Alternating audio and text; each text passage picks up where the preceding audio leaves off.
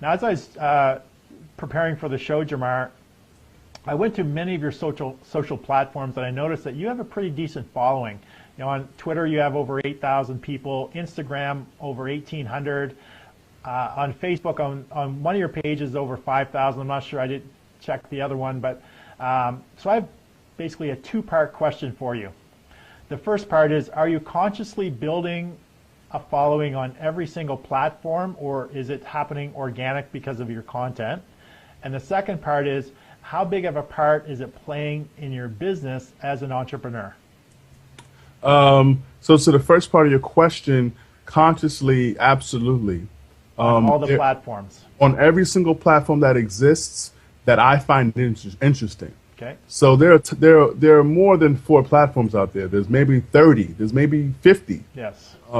But you got to go where the people are, right? You don't go to an empty street corner and wave flyers in the air, right? No one's going to grab one. No one's coming to a show. So you got to go where people are. So right now, obviously, I'm as an agent with New York Life, I have decided to take my LinkedIn and make that where I do most of my LinkedIn business. I may create another profile on LinkedIn that's going to focus on my comedy business to keep those two separate. Yes. But yeah, on Facebook, I have a fan page that I haven't been promoting. I have a bunch of different fan pages, but I'm focusing on getting my friend list to that 5,000, and then I'll have to redirect people to the fan page there. Twitter, I'm comfortable around that 10,000 mark, so I have a little bit more growth to go there, and I'm going to leave it there. And then Instagram is where I'm going to spend most of my time. That's where the people that are in the target demographic for my comedy, for my entertainment, that's where they live. So conscious effort, absolutely. And I think the key is you got to be social on social media.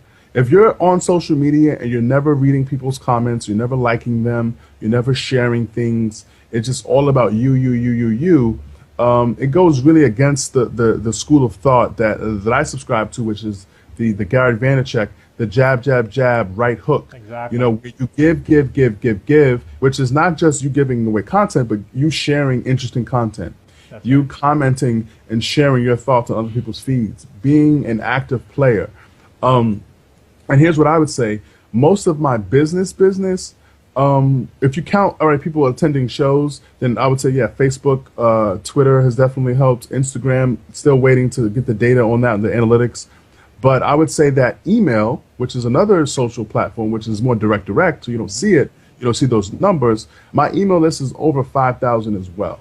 So that's separate from the Facebook. But here's what I would say. I would say that most of the business that I've gotten were from direct responses from social to my website and then direct emails to me. Right. So social allows you to be discovered, but you got to have landing pages. And my website isn't great by any means. I'm looking to upgrade that here in the next couple of weeks.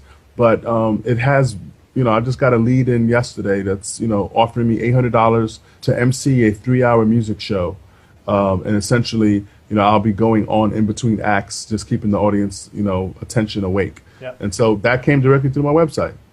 Excellent, excellent. So it can be somewhat daunting keeping up with all these social platforms, doing it consciously, as going out and doing the Gary Vaynerchuk model of the jab, jab, jab, right hook is not constantly hounding people for sales or hounding them, just in their face, wanting something all the time, but giving value. And I don't, and like you said, it's not just about creating content and distributing it. That's a big part of it.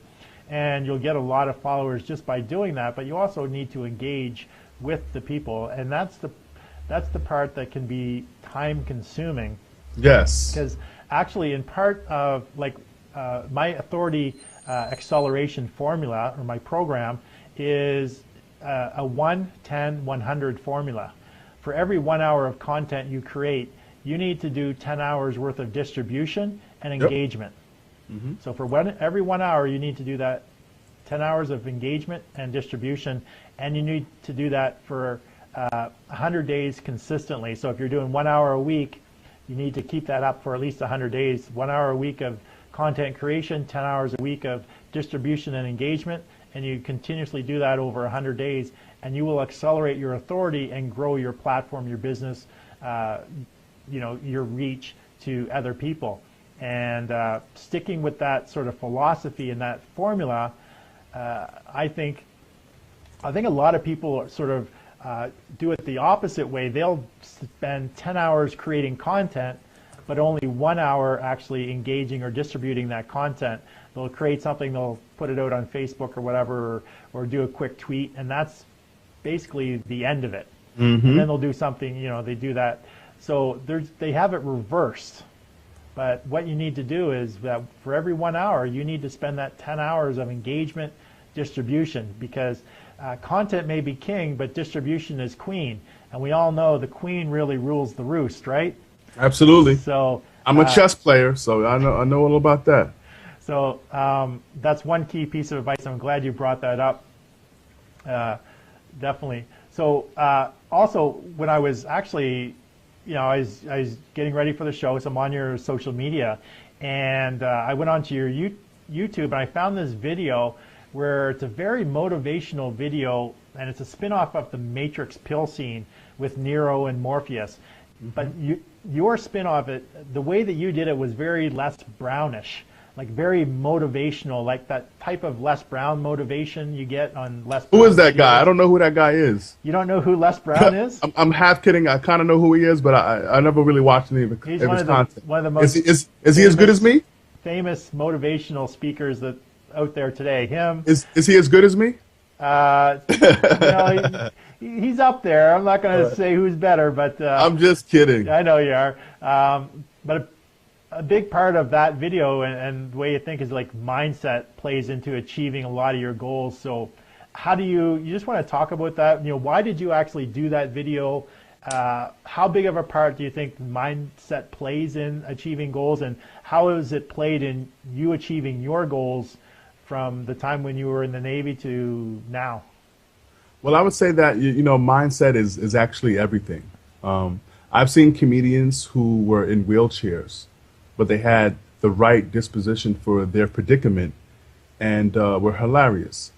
I've seen public speakers who had no arms and no legs that were married with multiple kids. Yeah. You know what I mean? So if there is a will, there's a way. And if there is a will, the will is inside the mind, it's inside the heart.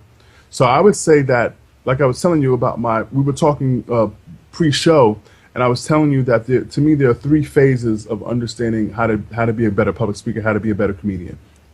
Yeah. And the first phase is, okay, you know, getting to know how the structure works. What's the ABC structure of writing jokes? Great. Then there's the psyche. And that's a big personal development chunk that is going to allow you to be comfortable on stage, that's going to allow you to connect with the audience, that's going to allow you to weather the storms when things don't go well, which they will not go well most of the time until you become a master. And then when you become a master, you flow like water. So, and then the last part is just the putting together the business aspects of it. So like you were mentioning before, knowing what to spend time on and what not to spend time on. And knowing how to, as a business, hire on people to do some things that you don't want to do. You know, there are a lot of cool apps and companies that are on the market that allow you to, you know, subsidize your activities or pay someone, like TaskRabbit, for example. Yes. TaskRabbit is an app that allows you to hire someone to do some different tasks to save your time.